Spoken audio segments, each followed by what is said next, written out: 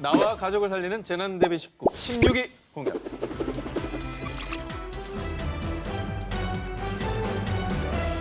작년 7월 중국에선 태풍 네타팍의 영향으로 침수, 붕괴, 산사태 등이 일어나 무려 60만 명이 넘는 이재민이 발생했는데요.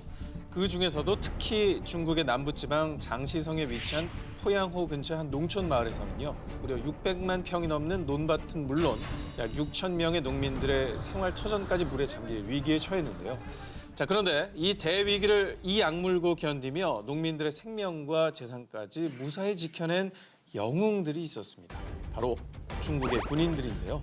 당시 대민 지원을 위해 이 마을에 온 군인들은요. 모래주머니를 쌓아 넘치는 호수를 막기 시작했지만요. 쏟아지는 어마어마한 양의 물을 막을 수가 없었습니다. 어떻게든 농민과 논밭을 지켜야 한다. 우리가 몸으로 댐을 만들어 침수를 막자. 자, 먼저 여단장이 논둑으로 뛰어들자 부하들도 구명조끼를 갖춰 입고 그 뒤를 따라 직접 자신들이 인간 모래주머니, 인간 댐이 되었고요. 야, 직접 몸으로 거센 물살을 견딘 시간만 무려 6시간. 오직 농민들을 위해 이 악물고 버틴 인간 댐 덕분에요. 무너졌던 논둑은 그야말로 기적적으로 저녁 무렵 복구를 모두 끝낼 수 있었고요. 인명피해를 막은 것은 물론 농민들의 생명과도 같은 벼도 지켜낼 수 있었다고 합니다. 야, 진짜 상상도 못 해봤습니다. 예. 자, 그리고요. 네. 미국 남부의 도시 뉴올리언스에는요. 온 도시를 마비시킨 재해 속에서 혼자의 힘으로 무려 약 244명의 목숨을 구해낸 영웅이 있었습니다. 자, 존 켈러 씨가 바로 그 주인공인데요. 해병이었던 존 켈러는 은퇴한 이후 뉴올리언스의 5층짜리 아파트 꼭대기층에 살고 있었습니다.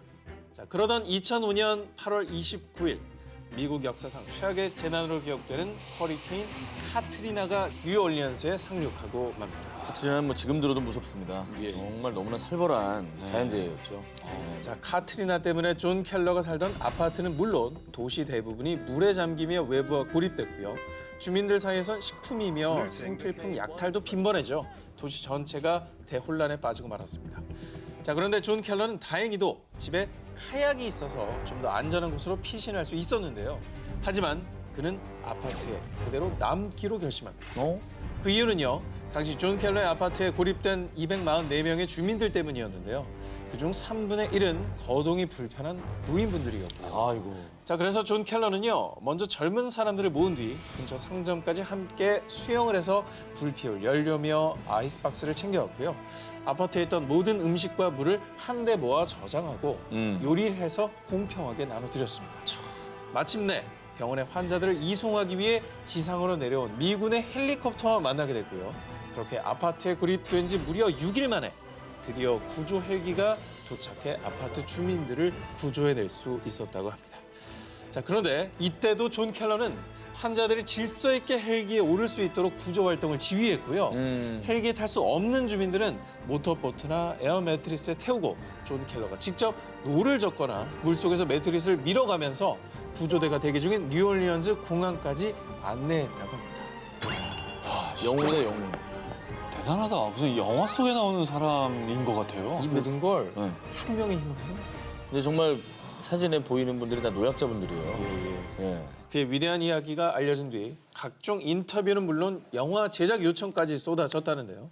이에 존 켈러는 영웅이 되려고 한 적 없습니다. 라고 이렇게 담담하게 대답하면서 지금도 노숙자 복지 문제에 참여하는 등 사회 약자들을 위해서 많은 힘을 쏟고 있다고 합니다.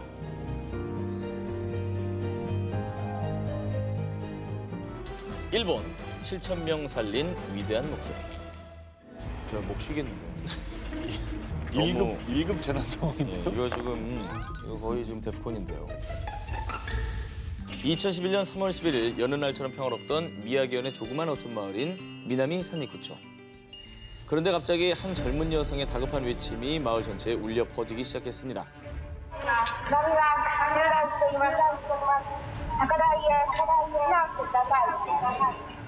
마을을 향한 확성기 속 처절한 목소리의 주인공은요. 방제대책 청사 위기관리과에 근무하는 24살 엔도 미키였습니다. 당시 오후 2시 46분부터 마을에 리히터 규모 9.0의 지진이 일어났고요. 이때 엔도 미키는 사무실 천정과 책상이 요동치는 것을 느꼈습니다. 뒤따를 위기를 직감하고 곧바로 방송실로 뛰어들어 마이크를 잡은 것이었습니다. 쓰나미를 눈치채지 못한 주민들은 그녀의 방송을 듣고서야 급하게 고지대를 향해 뛰기 시작했습니다. 그리고 이윽고 큰 굉음을 내며 시커먼 바닷물이 마을을 닥치는 대로 집어삼키기 시작했습니다. 약 30분이 흐른 뒤에야 쉴 새 없이 반복되던 안내방송이 끊겼습니다. 수천 명의 마을 사람들은 엔도미키의 방송을 듣고 다행히 피신의 목숨을 건질 수 있었고요. 또 방제대책 청사 직원들 10여 명은 청사 옥상의 무선통신용 철탑에 매달려 살았습니다. 그런데 안타깝게도 그곳에 엔도미키는 찾아볼 수가 없었습니다. 끝까지 단 한 사람이라도 구하기 위해서 마이크를 놓지 않고 대피 방송을 했기 때문이죠. 그리고 결국 그녀는 쓰나미에 휘둘린 지 43일 뒤인 2011년 4월 23일 마을 인근 해안에서 시신으로 발견됐습니다.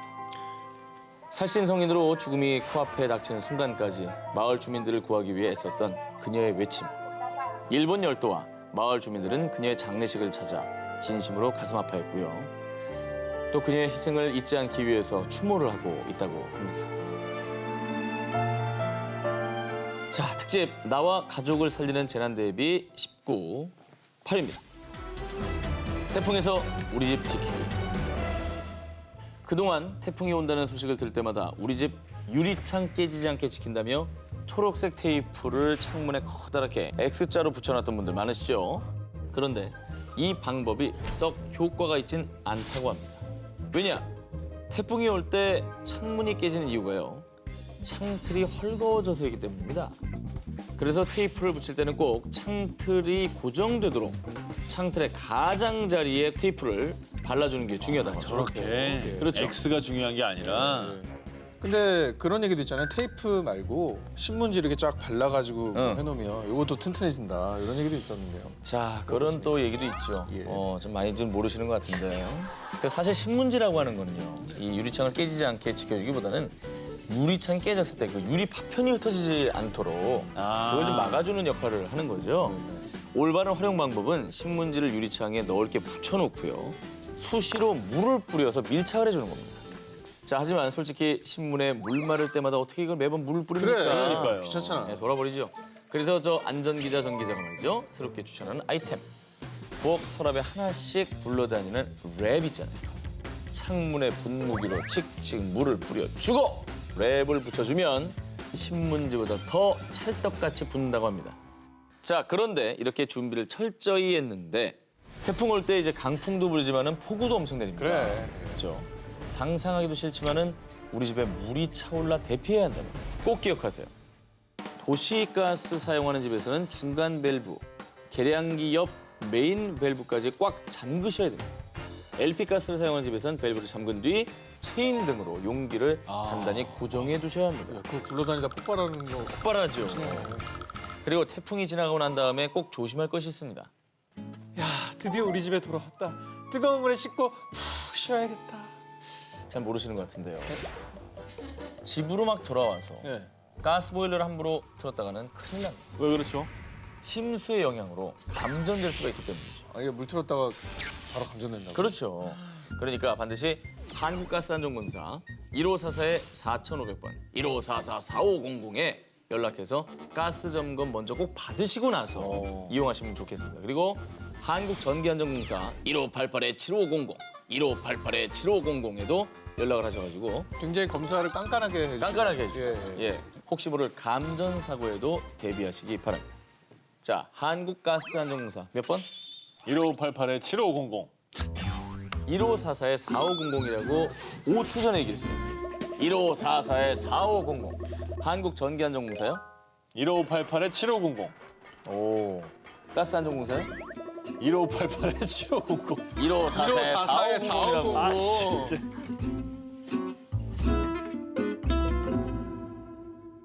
특집 나와 가족을 살리는 재난 대비 19 7위 공개입니다. 알쓸미노 우리 생활 초밀착 자연재해. 이 재해의 영향으로 기대 수명보다 일찍 사망하는 조기 사망자 수가 한 해에 약 700만 명. 국제암연구소가 발표한 1급 발암 물질로 발표한 근원. 바로 미세먼지. 미세먼지입니다. 올해 들어 우리나라 곳곳에 내려진 미세먼지 주의보만도 무려 100건이 넘었고요. 더 충격적인 건요. 세계 최악의 공기 순위 조사에서 말이죠. 우리나라가 인도에 이어서 세계 2위를 차지했습니다. 중국을 넘었다는 얘기야? 이렇게 우리 생활에 초밀착된 자연재해, 미세먼지, A부터 Z까지 잘 알아야 잘 해결할 수 있는 거 아니겠습니까? 알쓸미농, 알아두면 쓸데있는 미세한 근원. 먼저 미세먼지란 무엇이냐? 주로 공장이나 자동차 배기가스의 오염물질로 이루어진 아주 가는 먼지 입자를 말하는데요. 머리카락의 7분의 1 크기보다 작은 10 마이크로미터고요. 그것보다 더 작은 초미세먼지는 2.5 마이크로미터. 이건요, 이 코나 기관지의 점막조차도 걸러낼 수가 없습니다. 그래서 몸속에 쌓입니다. 그 정도로 작은 크기고요. 장기간에 흡입했을 경우에는 천식이나 폐질환, 눈으로 들어가면 알레르기성 결막염을 유발하고요. 심지어 심할 때는 미세먼지가 혈관에까지 침입합니다. 이렇게 숨쉬기만 해도 위험한 미세먼지. 그렇다면 공기 중에 떠다니는 이 미세먼지를 완벽히 피할 수 있는 방법이 없느냐? 아닙니다. 야외 활동 시에 반드시 마스크를 꼭 착용해야 하는데요. 요 식약처 인증 마크인 KF, 이 90 이상을 써야 초미세먼지까지 걸러낼 수가 있습니다. 그대로 공기청정기를 사용하는 것도 실내 미세먼지를 줄이는 데는 아주 큰 도움을 줍니다. 공기청정기의 핵심, 필터죠. 이 필터를 고르실 때 요 단어 꼭 기억해 주시기 바랍니다. 헤파 필터. H10에서 H14단계로 표시가 돼 있는데 숫자가 높을수록 더 작은 입자에 먼지를 걸러준다고 하니까요. 등급이 높은 제품을 선택하는 게 좋습니다. 특집 나와 가족을 살리는 재난 대비 19 이번엔 6입니다. 모모모모가 건져 올린 생명, 할머니의 목숨을 구한 타국의 은인. 주택 572채 침수, 농경지 약 36만 평 침수, 재산 피해 약 685억 원. 2014년 8월 마치 하늘에 구멍이 뚫린 듯 시간당 100mm가 넘는 집중호우가 내리면서 말 그대로 재난 상태가 된 부산입니다. 그중에서도 기장군은 피해가 가장 컸던 것 중에 하나인데요. 둑이 무너지고 하천이 범람하면서 채 10분도 지나지 않아 1m 50cm 이상으로 불어났고요. 생명의 위협을 느낀 마을 주민들은 근처 다리 위로 간신히 대피했는데요. 그런데 다리 아래에서 한 여성의 다급한 목소리가 들려왔습니다. 당시 생후 4개월 된 아이의 모유 수유를 하던 중 엄마와 아기 두 사람이 모두 집에 갇혀버린 겁니다. 어떡해. 이때 다리 위로 대피했던 마을 주민 이대선 손평조 구봉철 씨. 이 부산 사나이 삼총사는 아기와 아기 엄마를 구하기로 했습니다. 먼저 이대선 씨는 굵은 밧줄, 로프를 준비했고요. 손평조 씨는 그 로프를 집 문에 연결했습니다. 또 한 명의 부산 사나이 구봉철 씨가 아이 엄마의 집으로 진입을 시도하려던 찰나 마 그냥 가면 뭐하노? 알을 구하려면 이걸 가져가서. 이대선 씨의 부인께서 구봉철 씨에게 건네준 건 다름 아닌 고무대야. 김장할 때 쓰는 그 빨간색 고무대야를 말하는 겁니다. 구봉철 씨는 아이를 고무대야에 조심히 태우고 발도 닿지 않는 곳을 로프에 의지해서 건너고 또 건넜고요. 약 10분 만에 극적으로 구조에 성공합니다. 급박한 재난 상황 속에서도 이웃을 구하려는 선량한 마음과 번뜩이는 기지까지 정말 이 부산 사나이들 쏴라 있네! 장마철 출몰 주의, 도로 위 지뢰. 2014년 6월 소나기성 폭우가 내린 경남 창원시의 한 도로에서는 갑자기 이것이 튀어올라 시내버스 바닥 부분에 충돌해서 기사님, 승객 등 3명이 다쳤습니다. 비만 오면 출몰한다는 도로 위의 지뢰는 바로 맨홀 뚜껑이었습니다. 2014년 국립재난안전연구원이 실시한 실험에 따르면 저지대에서 시간당 약 50mm의 집중호우가 내리면 하수가 역류합니다. 그러면서 약 40kg 무게의 철제 맨홀 뚜껑이 41초 만에 지상 27cm 높이로 튀어오른다고 합니다. 40kg짜리 철덩어리가 날아온다고 생각해봐요. 그건 거의 흉기죠, 그러면. 무기죠, 무기. 그런데 이 중에서도 폭우로 침수가 됐을 때 가장 주의해야 할 맨홀은 하수도 맨홀입니다. 빗물이 흘러들어가는 유일한 맨홀입니다. 비가 갑자기 많이 내리면 맨홀 아래 하수도관의 압력이 높아지면서 맨홀 뚜껑이 튀어오를 수 있기 때문인데요. 폭우가 내릴 때는 반드시 이 하수도 맨홀 근처는 피해서 걷도록 하시고요. 그리고 정말 중요한 꼭 기억하셔야 될 게 하나 더 있는데 맨홀의 위험 시그널입니다. 알 수 있어요, 폭발하기 전에. 맨홀 뚜껑에서 부글부글부글하고 기포가 올라오는 것을 목격하신다면 그 즉시 맨홀 주변을 피해서 대피해야 됩니다. 이 기포가 맨홀 폭발의 징조라고 합니다. 알아서 조심을 해야 된다는 게 좀 어불성설 같긴 하지만 바닥 같은 조심해야겠네요. 걸 잘 보고 걸으시는 것도 예. 도움이 이왕은 밟지 마시고 네. 이왕이면 피해 가시고. 예. 특집 나와 내 가족을 살리는 재난 대비 19 3위 공개합니다. 당신 가까이 있는 재해 모모. 여러 자연재해 중 많은 분이 아유 설마 나한테 일어나겠어 하고 간과하고 있는 재해가 있습니다. 바로 산불입니다. 올해 1월부터 5월까지 발생한 산불이 무려 524건. 그렇게 많았습니까? 이 산불로 올해 상반기에만 여의도 4배 크기의 산림이 사라졌다고 합니다. 심각하다. 산 근처만 안 가면 되지 뭐 이런 생각 드시죠 솔직히? 들잖아요. 들어요. 마치 그 조스 영화 보면서 바다 안 가야지 하는 거 똑같은 거죠. 자 그런데 우리가 지진 대피 요령이나 화재 대피 요령 이런 건 좀 다들 어느 정도 숙지하고 계신 것 같은데 산불 대처 요령을 물어보면 아마 바로 대답할 수 있는 분은 많지 않을 것 같습니다. 제가 준비했어요. 정말 꼭 기억해야 할 포인트를 준비했습니다.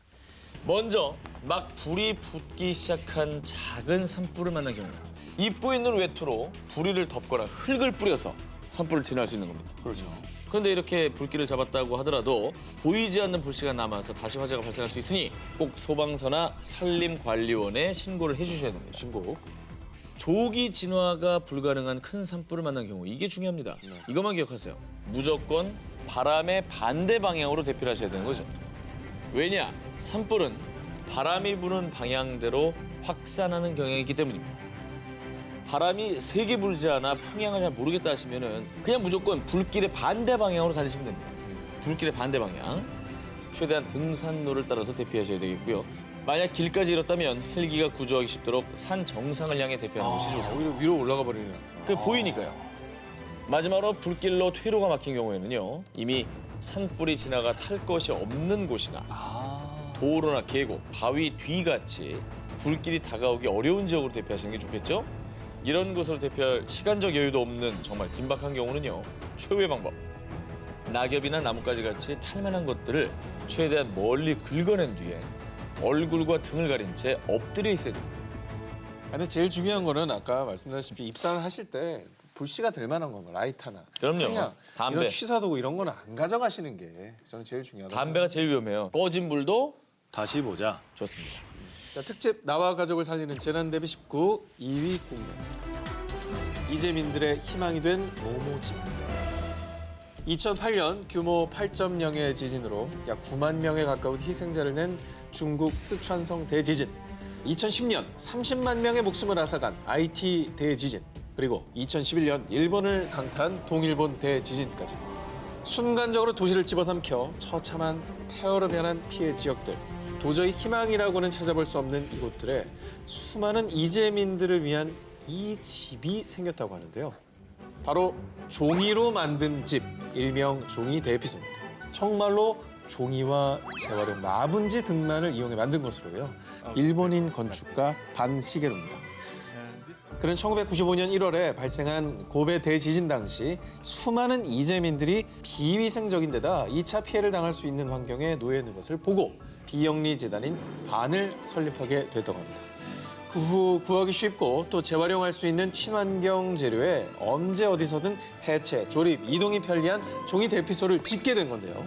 수백 장의 종이를 단단하게 압착해 내구성을 높였고요. 또 방수, 방염 처리까지 해서 종이 재질의 단점을 보완했고요.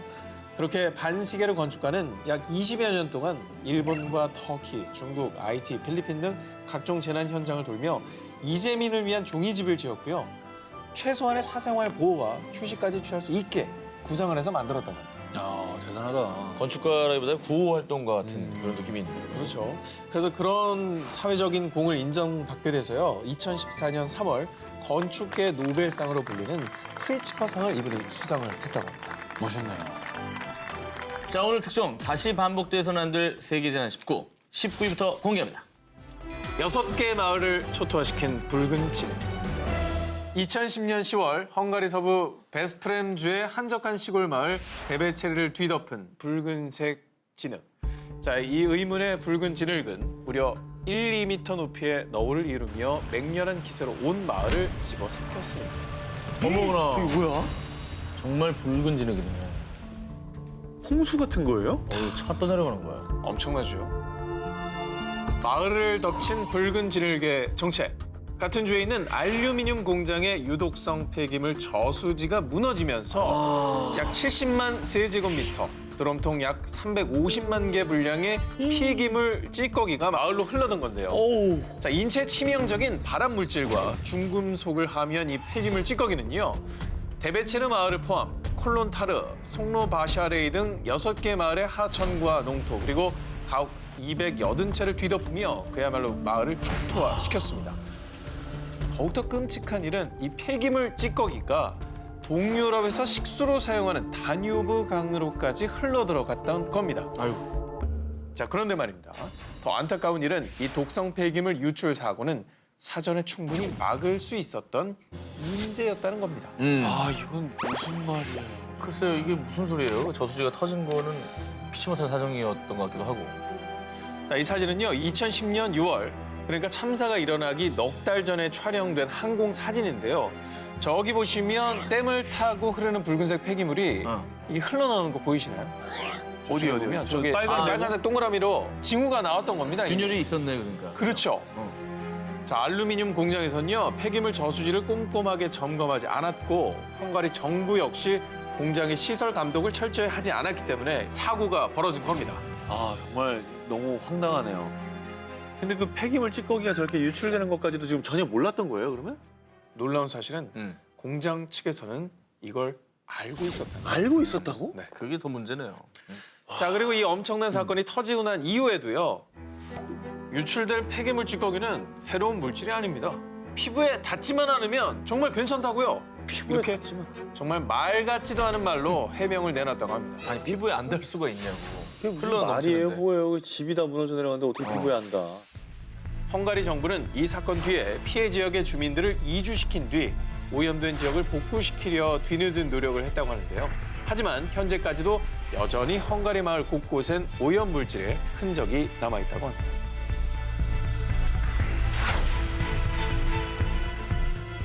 다시 반복돼서는 안 될 세계의 재난 19, 18위 공개하겠습니다.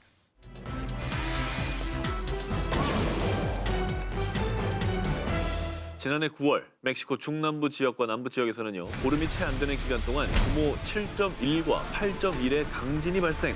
무려 약 400여 명의 목숨을 잃는 대참사가 일어났습니다. 그런데 그때 한 구조대원이 빛도 잘 쇠지 않는 건물 잔해 틈을 헤치고 매몰자 수색에 나섰습니다. 한 명이라도 더 구해내기 위해서 이 촌각을 다툰 이 구조대원의 정체. 아이고. 저 녀석이 이 아이가 바로 멕시코 해병대 소속의 구조견 프리다입니다. 2살 때부터 구조 훈련을 받은 어엿한 6년차 베테랑 구조견인데요. 각종 재난 현장에서 잔해에 매몰된 시민들의 위치를 찾아서 소방대원들에게 알리는 것이 이 구조견 프리다의 임무고요. 이 프리다의 임무가 정말 중요한 게 사람이 들어갈 수 없는 좁은 공간을 저 작은 체구로 곳곳을 누비며 활약하기 때문입니다.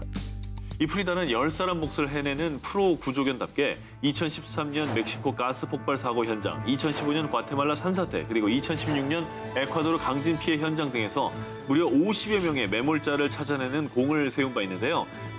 그리고 지난 2017년 9월 멕시코 지진 현장에서는 무려 36명의 사상자를 발견해낸 겁니다.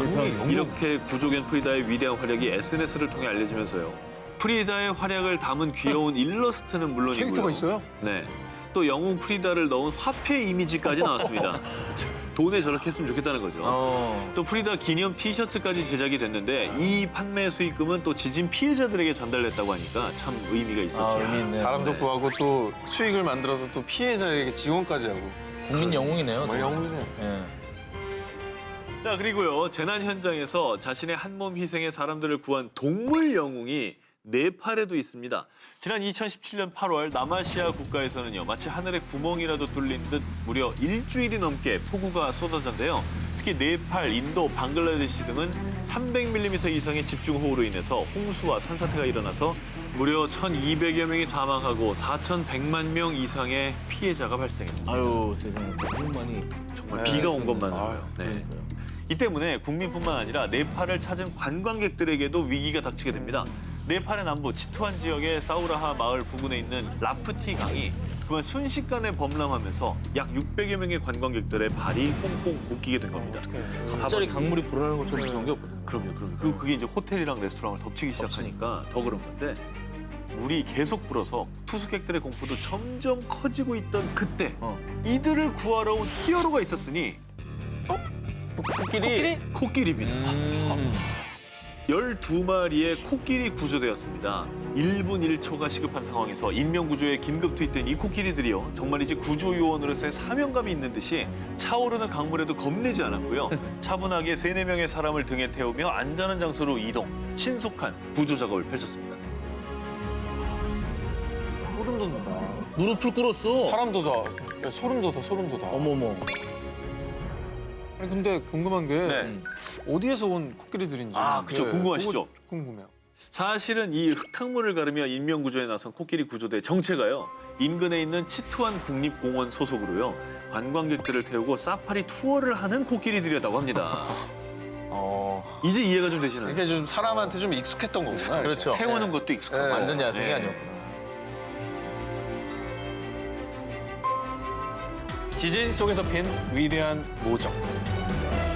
힌두교, 불교 색채의 고색 창연한 유적들로 신들의 땅이라 불리는 네팔. 그런데 2015년 4월 25일 네팔 전역을 규모 7.8의 강진이 강타하고 맙니다.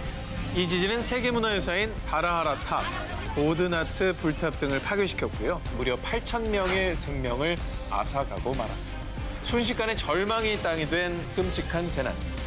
그런데 그중에서도 정말 애타게 누구보다 간절히 구조의 손길을 요청하는 이가 있었으니 바로 만삭의 임신부 돌마 탐왕이었습니다. 건물 잔해에 깔려 꼼짝달싹할 수도 없이 갇혀버린 돌마 탐왕. 날카로운 파편에 찔려 온몸은 피투성이가 됐고요. 무거운 콘크리트 더미들은 돌마 탐왕의 숨통을 서서히 조여왔습니다. 하지만 어느 누구도 그녀를 구해줄 수 없는 상황. 그런데 잠시 후 돌마 탐왕은 극적으로 구출됩니다. 어떻게? 구조대가 왔나요? 오직 자신의 힘과 의지로 해낸 일이었습니다. 혼자? 건물 잔해에 눌려 의식을 잃어가던 그때 돌마 탐왕은 뱃속에서 꼬물꼬물 아기의 태동을 느낀 겁니다. 오로지 아이를 구해야 되겠다는 일념 하나로 이를 악물고 자신을 덮친 잔해 더미를 정말 안간힘을 다해 걷어내기 시작했고요. 그리고 결국 무너진 건물에서 겨우겨우 탈출할 수가 있었습니다. 와, 진짜 대단하다. 이게 바로 모성의 기적 아니겠습니까? 어떻게 깔린 네. 사람이 그걸 헤쳐나와요? 자, 결국 임시대피소에서 하루 이틀 식수도 식량도 부족한 그곳에서 무려 2주를 버텨낸 그녀. 때마침 보건소 상태를 조사하기 위해 신도팔척 지역을 돌던 일본 이동진료팀을 만난 돌마 탐왕. 다행이다. 결국 잔해더미에서 나와 무사히 병원으로 이송될 수 있었고요. 다음 날 건강한 사내 아이를 출산할 수 있었다고 합니다. 박수 한번 보냅시다. 예, 다행입니다. 다시 반복돼서는 안 될 세계의 재난 19, 14위를 공개하겠습니다. IT의 희망, 미라클 베이비. 네팔의 위대한 모정으로 지켜낸 기적의 아기가 있었다면 이번엔 정말 기적의 아이콘이 된 아기가 있습니다. 세계 최빈국 중의 한 곳인 IT에 규모 7.0의 강진으로 발생한 재난. 이 지진으로 약 30만 명의 사망자와 약 180만 명의 이재민이 발생해 섬나라 아이트는 초토화 그 자체였습니다. 원래 형체를 알아볼 수도 없을 만큼 처참히 무너진 아파트. 하지만 단 한 명의 생명이라도 더 구하기 위해서 구조대원들은 인명 구조 작업에 한창이었습니다. 바로 그때. 여기 생존자가 있어요. 그런데 아기예요, 아기. 이 아기는 고작 생후 넉 달밖에 안 된 정말 너무나도 가냘픈 아기였는데요. 이 아기가 건물 잔해 속에서 버틴 시간이 무려 96시간. 96시간. 상상을 초월하는 시간입니다. 나흘. 그렇죠. 닷새? 하지만 건물 잔해에 눌려서 아기의 머리에는 금이, 갈비뼈도 부러져 있던 상황이었습니다. 정말 한시라도 빨리 수술을 받아야 하는 급박한 상황이었습니다. 그러나 안타깝게도 아기가 있었던 곳은 수술이 불가능한 임시 천막 보호소였습니다. 결국 고민 끝에 구조팀은 아기를 유엔 트럭에 태워서 공항에 보냈고요. 미국 마이애미에 있는 병원으로 긴급 후송. 그리고 그곳에서 장시간의 수술 끝에 정말 다행히도 아기는 무사히 생명을 지킬 수 있었습니다. 기적입니다. 다 무너져야 다행이다. 됐죠. 진짜 다행이다. 정말 다행이죠. 자, 그런데요, 기적은 여기서 끝이 아니었습니다. 이 아기의 부모도 생존에 있었습니다. 다행히 겨우 목숨을 건진 엄마 나디는 이 아비 교환의 현장에서 자신의 딸 제니를 찾기 위해서 남편과 함께 온 병원을 다 찾아다녔다고 합니다. 아이의 이름이 제인이었군요. 그렇죠. 네. 수소문 끝에 제니가 수술 때문에 미국에 보내진 걸 알게 됐고요. 무려 84일 만에 딸 제니와 엄마 아빠는 만날 수가 있었다고 합니다. 30만 명이 넘게 목숨을 잃은 대참사였습니다. 하이티 대지진. 이 속에서 제니는 수많은 이재민들에게 아직 희망은 있다라는 메시지와 함께 기적의 소녀로 불리며 큰 감동을 안겨줬다고 합니다. 네. 다시 반복돼서는 안 될 세계재난 19, 13위 공개합니다. 생존 시간 36일, 모모의 기적. 2008년 5월 중국을 강타한 스촨성 대지진. 이 지진은 규모 8.0의 초거대 지진이었죠. 1,500억 위안, 한화로 약 25조 3천억 원의 재산 피해와 그리고 사상자 44만 명, 사상 초유의 대지진으로 기록되고 있습니다. 정말 저희가 보도로 접했지만 잊을 수 없는 또 재난 중에 하나죠. 엄청 무서웠죠. 순식간에 참혹한 모습으로 변한 스촨성. 한 명이라도 더 구하기 위한 열띤 구조 작업은 한 달여가 지난 6월경에도 계속이 됐는데요. 그런데 말입니다. 건물 잔해 더미에서 구조를 기다리고 있던 건 사람이 아니었습니다. 바로 돼지였습니다. 정말 놀랍게도 뒷다리에 난 작은 상처만 빼면 거의 멀쩡했다고 합니다. 이 와중에 그런데 좀 합성 아닙니까? 아닙니다. 저 공간에 저렇게 숨어 있었던 것이죠. 36일 만에 스촨성 대지진 현장에서 구조된 돼지의 사연이 알려지자 기적의 돼지다. 아니 이건 저팔계의 부활이야. 라며 찬사를 쏟아냈습니다. 그리고 이 돼지는 기적의 돼지로 등극을 하며 청두에 위치한 지엔촨 역사박물관에 입양이 됐고요. 지금까지도 박물관 관장님의 보살핌 아래 박물관에서 잘 지내고 있다고 합니다. 다행이네요. 다행이네. 다시 반복돼서는 안 될 세계재난 19, 이번에 12위입니다. 모험으로 12명을 살린 여인. 작년 여름은 전 세계적으로 유난히 덥고 건조했습니다. 그래서 산불 소식이 많았는데요. 자, 그중에서도 2017년 6월 17일 포르투갈의 중부 지역 레이히아주에서 발생한 산불은 63명의 사망자를 포함해 무려 100여 명이 넘는 부상자를 낳았는데요. 자, 이 산불은 포르투갈 전역에서 60년간 발생한 산불 중 최악이었다고 평가할 정도였습니다. 그런데 그때 사면초가 같은 상황에 놀라운 기지를 발휘해 가족과 마을 주민 등 12명의 생명을 지킨 한 여성이 있었습니다. Rebentar, dá a impressão que eram as garrafas do gás. Era horrível. Os tronos aqui, eram as chapas das coberturas, pelos ares. 이 놀라운 사건의 첫날, 수도 리스본에서 동북쪽으로 200km 떨어진 산악 지역에서 발생한 산불은 산비탈을 타고 다른 지역까지 급속도로 확산되었습니다. 이미 소방대원 수백 명과 소방차 160여 대가 출동해 산불과 사투를 벌였지만 불길은 사그라들 기미가 보이지 않았는데요. 자, 그래서 다들 구조만을 기다릴 수는 없는 상황. 하지만 고속도로 바로 옆 마을인 노데이리뉴의 주민들은 도로 진입로가 끊겨 꼼짝없이 마을에 갇히고 말았는데요. 이때 마리아는 포기하지 않고 탈출을 시도합니다. 자, 그러나 그녀는 혼자가 아니었죠. 거동이 불편한 95세 노모가 있었는데요.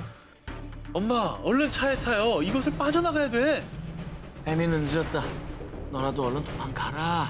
하지만 절대 포기할 수 없는 딸의 의지는 불길만큼이나 끈질겼죠. 그런데 마침 그때 마리아의 눈에 포착된 이것. 뭔가요? 물탱크였습니다. 오. 자, 물탱크를 보고 불을 피할 수 있는 안전지대라고 생각한 그녀.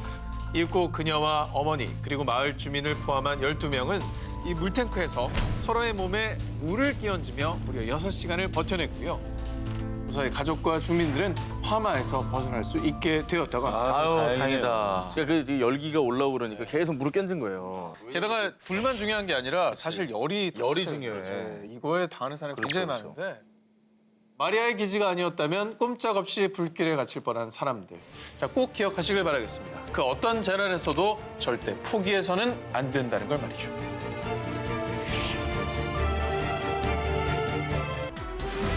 전교생을 살린 선생님의 목소리. 2010년 4월 14일 오전 7시 49분경 중국 칭하이성 위수현에서 규모 7.1의 강진이 발생했습니다. 이 지진으로 인근에 있는 제1민족중학교는 기숙사를 비롯해 교직원 숙소, 강의동 건물까지 맥없이 무너져 내렸습니다. 아유, 오전 시간이고 학생들도 많았을 텐데 피해가 굉장히 컸겠어요. 그런데요, 놀랍게도 이 학교에 있던 학생과 교직원 903명 중 부상자는 단 한 명도 없었습니다. 아니 찰과상도 없었다고요? 없었습니다. 말이 됩니까? 사망자도 없습니다. 아니, 지진이 뭐 3, 4도 아니고 7이라면서요. 7이죠. 이 대규모 강진이 발생하기 2시간 전 모두 밖으로 나가세요. 어서 일어나. 집합! 집합! 한 남자가 외치는 다급한 목소리에 학생들은 영문도 모른 채 모두 일어나서 밖으로 나왔습니다. 전교생을 깨운 이 남자의 정체. 누구예요?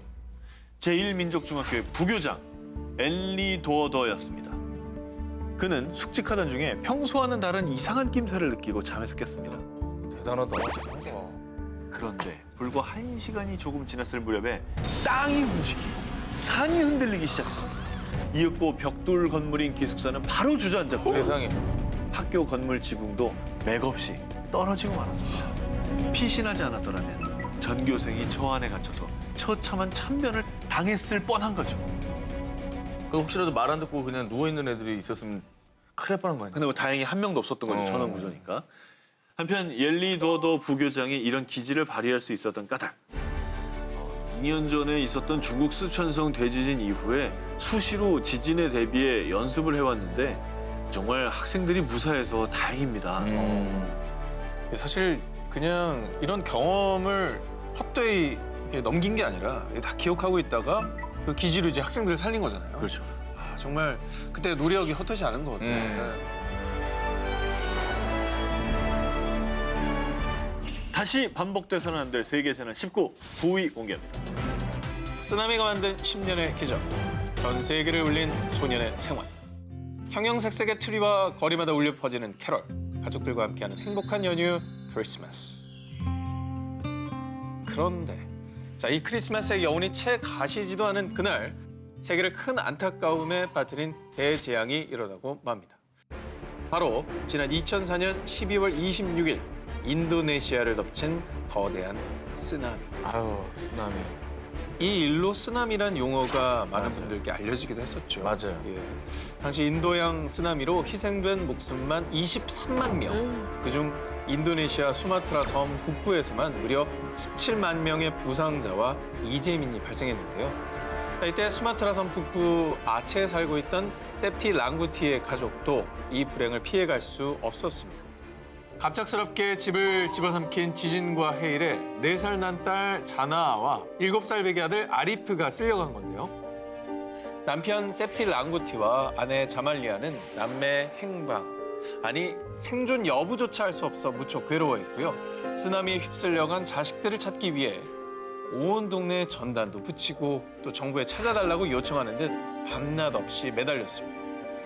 그렇게 한 해 두 해를 보내며 자녀들을 찾아 헤맨 시간만 10년. 하지만 희망을 버릴 순 없었는데요. 자, 그러던 어느 날 누나, 나 지금 자나랑 똑같이 생긴 여자를 봤어. 자말리아의 동생이 잃어버린 조카와 똑 닮은 소녀를 목격했다고 한 건데요. 소녀의 현재 나이는 14살. 자말리아의 딸이 4살이었을 때 행방불명되었으니 나이도 이게 딱 맞는 겁니다. 맞네요. 자, 그리고 이 소녀는 자신이 쓰나미에 휩쓸렸다가 한 어부에 의해 구조된 거라고 얘기를 한 건데요. 그래서 그 말을 듣자마자 한달음에 소녀가 있다는 섬으로 달려가 극적인 만남을 가진 부부. 소녀를 마주하자마자 한눈에 자신의 딸임을 느꼈다고 합니다.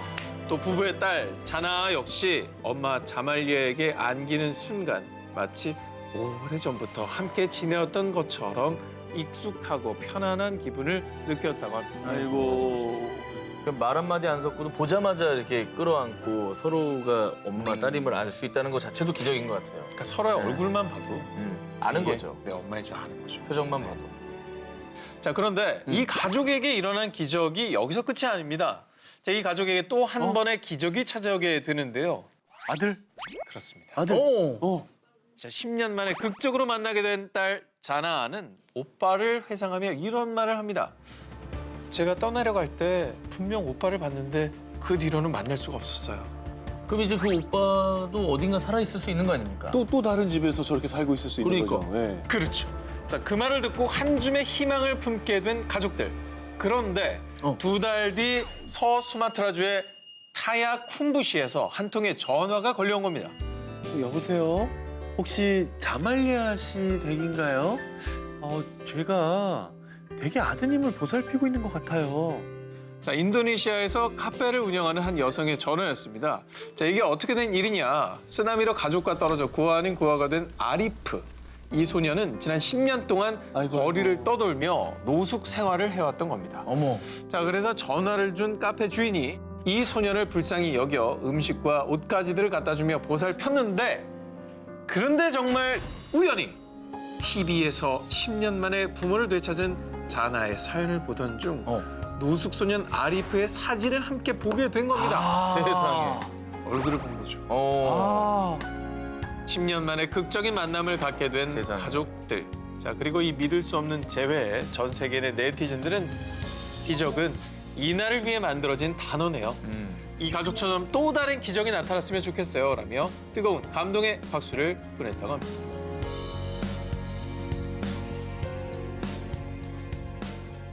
다시 반복돼서는 안 될 세계 재난 19 6위 공개합니다.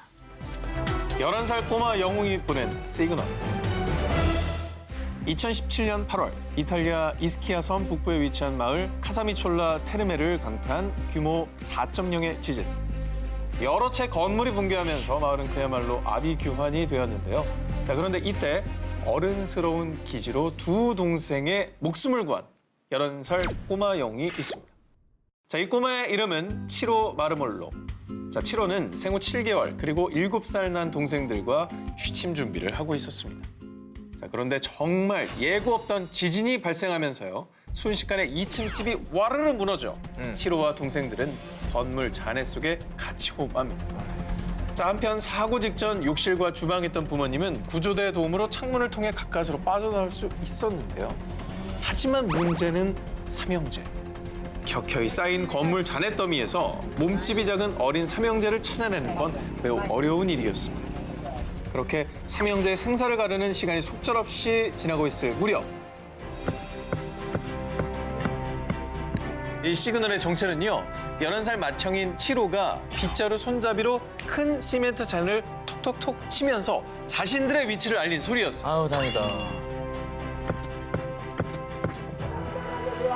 Lo so perché stiamo arrivando, Marco! Stiamo arrivando, non ti preoccupare! 그래도 똑똑하네요. 그렇죠. 결국 치로의 기지 덕분에 구조대는 삼형제가 파묻힌 위치를 파악할 수 있었고요. 지진 발생 7시간 만인 새벽 4시. 생후 7개월인 동생을 먼저 구출.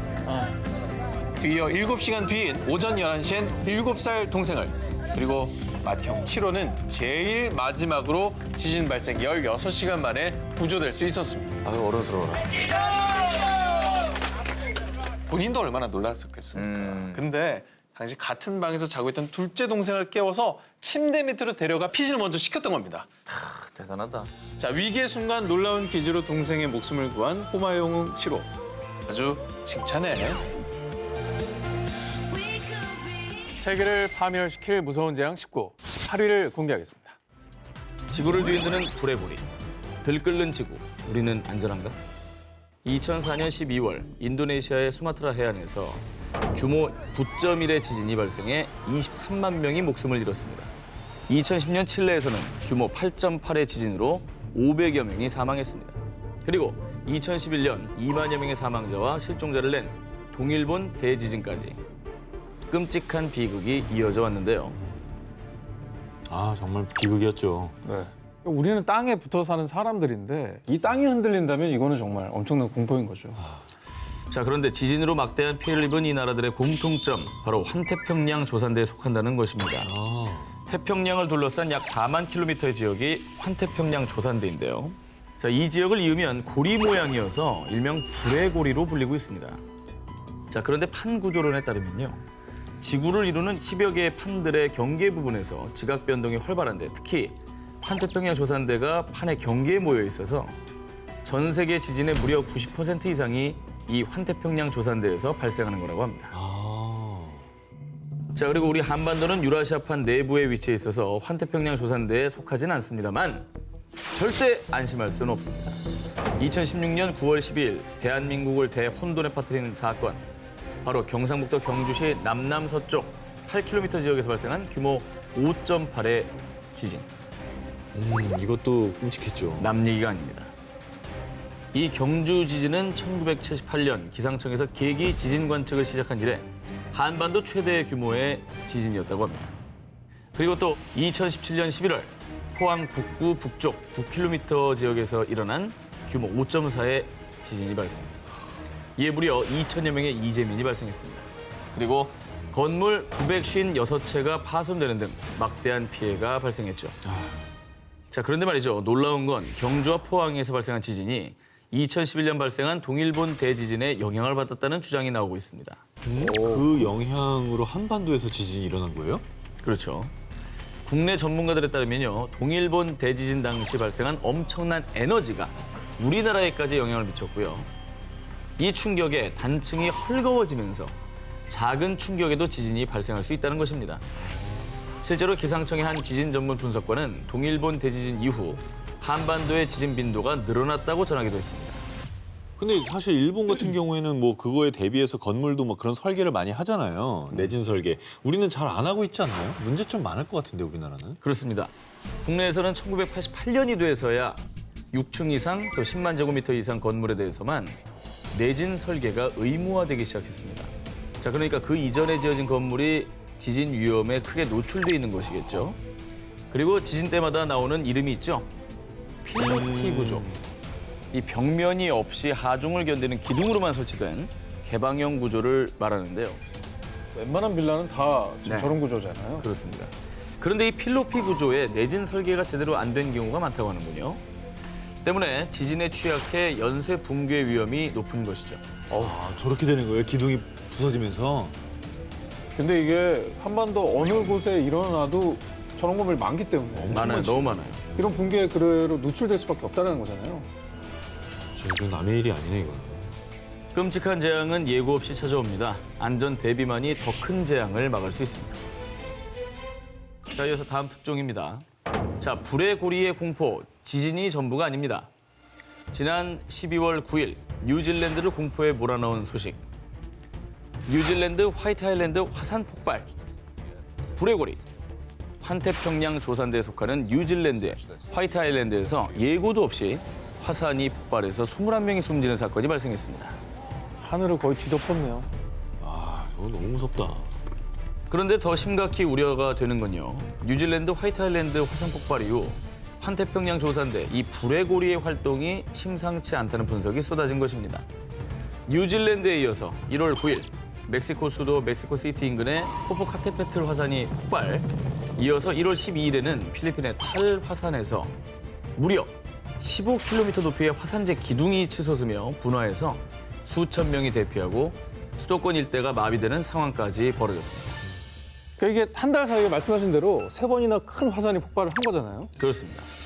자, 현재 지구상에 있는 활화산은 약 850여 개로 집계가 되고 있습니다.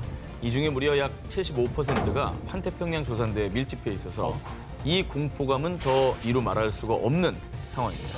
진짜 뭐 다 우리나라 근처에 있네요. 네. 아니 최근에 그래서 그 영화도 히트했잖아요. 그 백두산 폭발을 주제로 했던 영화 백두산.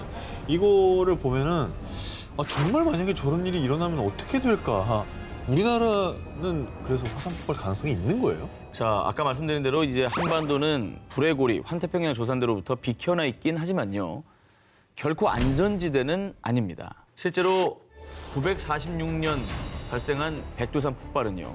지구 역사상 가장 큰 화산 폭발로 꼽히는데요. 당시 방출된 화산 에너지는요. 히로시마 원자폭탄 에너지의 무려 16배, 동일본 대지진의 무려 4배에 해당될 것으로 추측된다고 합니다. 아, 진짜 그럼 정말 사상 최악의 화산 폭발이었네. 그죠. 실제로 여러 전문가들은요, 백두산이 우리에게 신호를 보내고 있다고 주장을 하고 있습니다. 2003년부터 백두산에서 균열과 산사태가 발생하기 시작을 했고요. 또 2004년 백두산의 한 계곡 인근에서 말라 죽은 나무들이 관찰됐는데 전문가들은 이를 지하에서 표출된 유독가스를 주된 요인으로 추정을 하고 있습니다. 무섭다.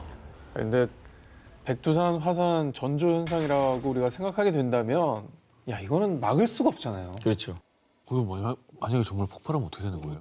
국내 한 전문가는요, 만약에 946년에 일어난 백두산 분화의 단 1% 수준의 분화만 일어나도 북한의 함경도와 양강도 지역의 300만여 명의 주민이 재해 영역에 포함이 되고 천지 아래 이산화탄소가 분출되면 반경 50km 내에 있는 사람과 동물들이 무방비로 질식사할 수 있다고 추정을 했습니다. 아, 진짜 무섭다. 지하 깊은 곳에서 여전히 들끓고 있는 마그마. 재앙을 미리 막을 수 있는 시스템 구축과 재해 대응에 대한 매뉴얼 반드시 꼭 마련돼야 할 것 같습니다. 빙하 속 판도라 상자는 열리는가? 빙하까지 덮친 지구 온난화, 만년설 대신 초목 급증하는 히말라야. 그런데 또 다른 심각한 문제가 있습니다. 이 빙하 속에 열려선 안 될 판도라의 상자가 있기 때문입니다. 2016년 여름 북부 시베리아 일대에 위치한 러시아 야말로 네네츠 지역에서 알 수 없는 전염병이 퍼지기 시작했습니다. 이 전염병으로 인해 무려 72명의 유목민이 피부 가려움증을 호소, 기침, 발열, 복통에 시달렸고요. 심지어 12살 어린 소년은 사망하기까지. 왜? 유목민들을 공포에 떨게 한 원인은 치사율이 최대 80%에 이르는 탄저병 때문이었습니다. 이 탄저병의 발병 원인을 조사하던 중에 밝혀진 충격적인 사실. 당시 야말 지역은 지구 온난화로 인해 이례적으로 섭씨 35도까지 오르는 이상 고온 현상이 나타났습니다. 온도 상승으로 오랜 시간 얼어있던 토양층, 영구동토층이 녹으면서 한 동물의 사체가 드러났는데요. 조사 결과 75년 전인 1941년경에 탄저균에 감염돼 폐사된 동물이었던 겁니다. 그러니까 토양에 얼어붙은 채 갇혀있던 동물 사체 속의 탄저균이 지구온난화로 표층이 드러나면서 사람에게 다시 전파가 된 겁니다. 균의 생명력은 엄청나구나. 그냥 죽지도 않아? 그러니까. 실제로 바이러스 연구자들은요. 지구온난화 영향으로 얼어있던 병원체들이 되살아나면서 인류를 위협하게 될 것입니다. 라고 전했는데 앞으로 계속 빙하가 녹게 된다면 그야말로 빙하 속 판도라의 상자가 열리는 거죠. 그 안에 어떤 균이 있을지 아무도 모르니까. 모르죠. 너무 무섭네. 실제로 2013년부터 2015년까지 총 4종류의 고대 바이러스가 발견됐고요. 그리고 올해 1월 중국 티베트에서 15,000년 전 만년설 속에 잠들었던 고대 바이러스 33개를 발견했다고 하는데요. 이 중에 28개는 기존에 발견되지 않은 새로운 바이러스들이라고 합니다. 그러니까 옛날에 있었지만 없다고 생각하고 우리가 본 적도 없는 새로운 건. 그렇죠. 진짜로. 네.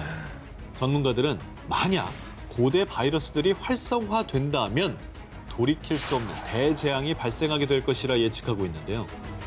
앞서 말씀하신 어떤 탄저, 제2, 제3의 탄저병 사태가 일어날 수 있다는 걸 우리가 간과해서는 안 되겠네요.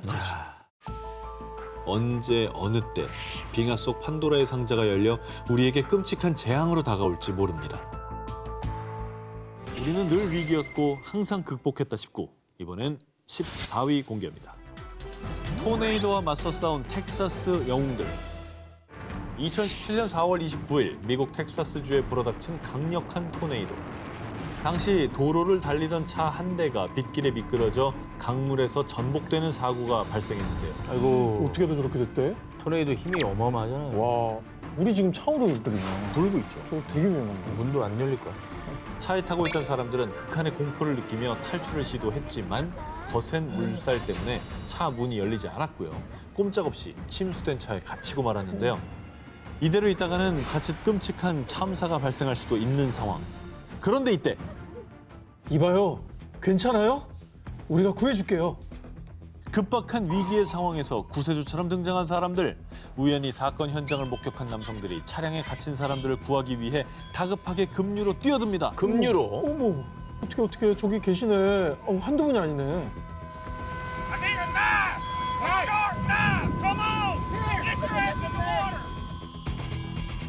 본인도 떠내려갈 수 있는데. 그러니까 지금. 저 물이 금방 불어나고. 그래. 지금 저 성인 남성이 이겨내기 가는 걸 쉽지 않아. 힘들어하잖아요.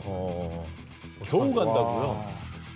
그런데 이런 급박한 상황에서 구조 활동을 하던 시민들은 또 한 번 충격에 빠지고 마는데요. 또 뭐야? 어! 아이가 있다고? 아기가? 차량 뒷좌석 카시트에 4개월 된 남자아이와 18개월 된 여자아이가 있었던 겁니다. 묶여 있을 거네요, 또. 묶여있죠. 카시트니까. 이 어린 남매를 구하기 위해 시민들은 다시 한번 필사적으로 힘을 모았습니다. 절실한 마음이 만든 초인적인 힘 때문일까요? 시민들은 간신히 어린 두 남매를 구조하는 데 성공하는데요. 아, 진짜 그랬어? 나왔어. 지금 저거 맞죠? 빨간 분. 안고 지금. 있지 않습니까, 뒤에. 네, 빨간데 옷 입으신 분. 빨리 인공호흡 해야지. 아유. 아기가 살았어야 될 텐데요. 어떻게 됐습니까? 어떻게 있어요? 자, 안타깝게도 이 구조된 아이들의 숨소리는 금방이라도 끊어질 듯 너무나도 미약했습니다. 어떻게? 1분 1초가 긴박한 상황. 구급차가 도착하기까지 기다릴 시간이 없었습니다. 시민들은 이 작고 소중한 아이들을 살리기 위해 빠르게 심폐소생을 진행했고요. 그리고 그 결과 제발. 울었다. 우와! 와, 웬일이 영웅이네. 진짜 웬일이니. 진짜 다행이다. 아, 숨소리가 미약하다 그랬잖아요. 그냥 행인이었을 텐데 어떻게 보면. 그렇죠? 그렇게 시민들은 꺼져가던 생명을 살렸고요. 이후 구조된 아이들의 부모까지 가족 모두 병원으로 이송돼 치료를 받고 건강하게 퇴원했다고 합니다. 아유, 웃는 거 봐. 다행이다. 아유, 살았다. 다행이다. 건강하네. 세상이 각박하다. 사람 원래 악한 존재다. 이런 거 얘기 듣다가도 저런 거 보면 진짜 아니라고 생각 들어요. 희망은 있죠. 우리는 늘 위기였고 항상 극복했다 싶고 5위 공개합니다.